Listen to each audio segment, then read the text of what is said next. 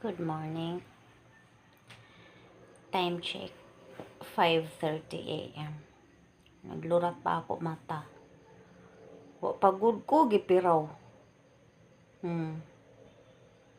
Yan. Ang akong mga roommates. Yan. Hapid pa sila karon. Kay himala karon nga gabi iway missing sulod na ri. Sabagay kay wa man pud ko nag-abrik portahan ba. Kay kung nag-abrik ko portahan, naguba na naira. Nya so karon kami tapad. Yan. Nyaga ko. Adil ako sa ira ubos. Kay di man ko pwede mo uswag ngadto. Kay kung mo uswag ko ngadto, di ako ang mabungkaga na sa ila.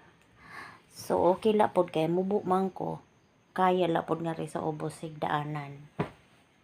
Kay kung taas ko, magbitay ako til dito sa ubos. Karon okay la kay di man ko taas. Okay. Adi po na akong katapad. Adi na akong katapad. Yan. Adi pan usa.